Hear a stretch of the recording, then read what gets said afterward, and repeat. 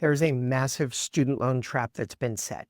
Nobody's talking about it in spite of the fact that it's been hiding in plain sight for a month. If you're in the safe plan forbearance, you need to listen to this now. Staying in the safe forbearance could be the worst financial idea that you've ever had. The budget reconciliation bill passed in July changed pretty much everything about student loans. People who are done borrowing for their own education by June 30th, 2026, and who are in any of the income-driven repayment plans, those are income contingent repayment, income-based repayment, pay-as-you-earn, or the SAVE plan, will be offered the ability to go into income-based repayment or to elect into a new income-driven repayment plan called WRAP. Parent Plus borrowers who are already in income contingent repayment will be moved to income-based repayment because they don't qualify for WRAP. Now, WRAP is a 30-year repayment term. There's no cap on your monthly payments either. So contrast that to IBR, which is 20 or 25 years with a maximum payment amount. For many borrowers, WRAP is going to yield a higher monthly payment. And for all borrowers, WRAP is going to keep you in debt for at least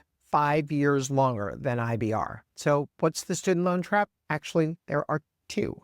And they're both under the proposed regulations that were published in November of 2025 by the Department of Education. Under the proposed regulations, if you're in IBR, only payments previously made under IBR, pay-as-you-earn, or ICR count toward forgiveness. Payments made under Revised Pay-as-you-earn, repay, or save are only going to count towards forgiveness if you enroll in WRAP, not under IBR. So you're going to get a choice. You can either switch to WRAP and keep your time credit, but pay for a total of 30 years, or you can switch to IBR and lose any accrued time when you were in save or repay. If, however, you switch to IBR, ICR, or pay-as-you-earn now, you'll be able to keep that time credit for payments that you made and accrued under save or revised pay-as-you-earn. Second trap, and this is a doozy, the proposed regulations say that borrowers who have made 60 or more qualifying payments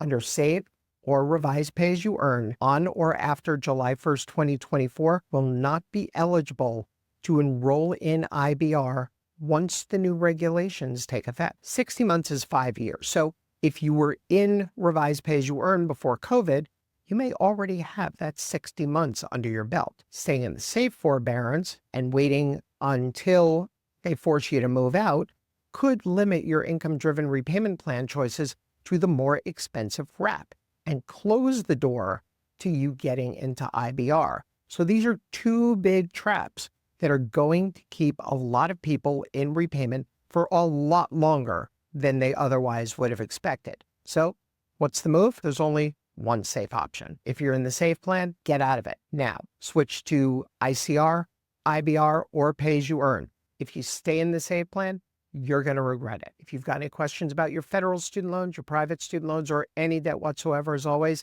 get in touch. You know where to find me.